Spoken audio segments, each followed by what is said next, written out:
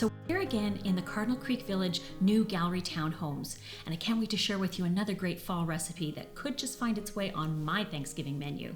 Do you know that the farmers markets are still alive and well across the city, not only in Orleans, but really anywhere you look, you'll be able to find the freshest produce from our local farmers, really up until Thanksgiving or even into November in some cases. Today, I picked up some great kale and apples that are locally grown, and I can't wait to transform them into a delicious salad. So first up, we're gonna start working with our kale. And there's a really neat trick about kale. You always wanna wash it, even if it's coming from a local farmer. There might be a little bit of dirt on it, so really good idea to wash it. And then you wanna unzip it from the stems. The stems are pretty tough, so if they're not being cooked, you wanna get rid of them. All you have to do is hold it with one hand by the stem and slide your fingers up, and it pulls the leaves off and leaves the stem behind. Really, really easy. And now we're gonna chop it up kind of the same way you would do it for coleslaw. I have a big pile here and I'm just gonna work away at it. The smaller the pieces, the more tender your salad will be. So you can see I'm just cutting it in about 1/2 inch strips, and then I'm gonna cut them crosswise. It looks a little messy on your board when you're doing it, but the results are terrific. If you try and use whole leaves of kale, you're gonna find that they just are a little bit chewy. I love the way it just explodes as you work with it. It's just bursting with crispness.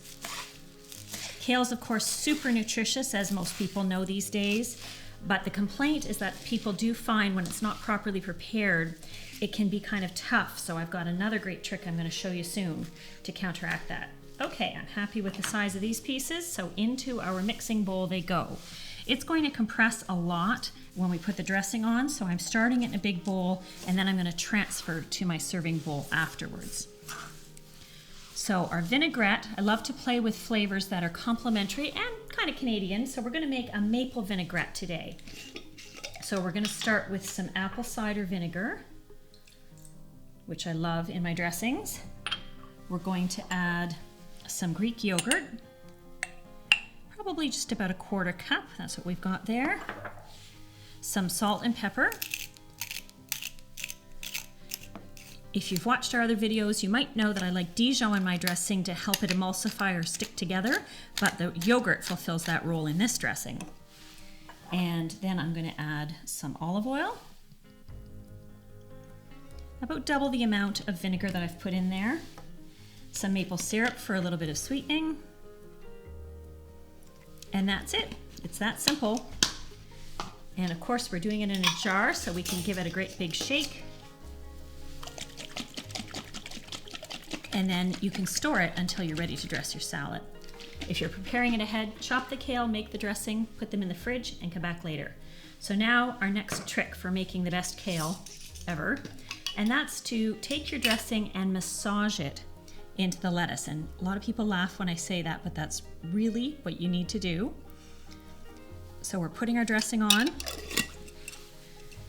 and then I'm just gonna get in there. There's not really any other way to do it than with your bare hands that are of course very clean. And what you're looking for is to see the kale just starting to soften and wilt. And you'll notice after I've done this for about 60 to 90 seconds, it's gonna be half the volume in the bowl of what it was before. And that means that the massaging has done its work to soften the kale. So that's all we have to do. Look at that. And it's got kind of a glossy color, and that means that the cells in the kale are starting to break down to make it more tender. So now that our kale has had its lovely time at the spa getting massaged, we're going to transfer it to our serving bowl without dropping too much of it on the counter. Not bad. And you'll notice if you look closely, it's really in very small pieces. It makes it a lot easier to eat. So now what we're going to do is dice up our apple. And I was taught to cut it in half and cut the core out. I don't have time for that anymore. I just cut around the core. You don't really lose very much of the flesh that way. Just put the core aside, and then you have these easy pieces to chop up. And don't worry that there's still kale on the board. It's going right into the salad anyway, so it doesn't matter. I've chosen Gala apples for this salad because they don't go brown very quickly, but you could use whatever apple you prefer.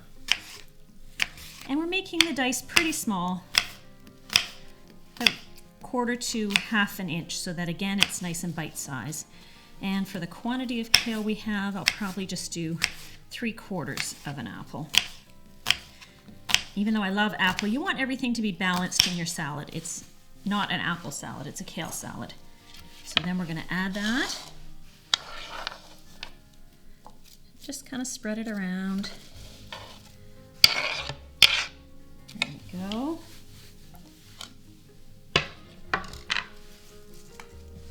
Doesn't that look pretty, the green and the red? And then last but not least, we're gonna top it with some grated cheese. I like Parmesan because it's got that nice little salty tang, but you could use cheddar, whatever you prefer. And then I've got some toasted pecans that we're gonna sprinkle on top as well. You can omit the nuts if you prefer, or substitute with walnuts if you like, even cashews would be lovely. Just make sure, again, they're on the right scale to the other things, that they're not huge. There we go, a perfect fall salad ready for your table.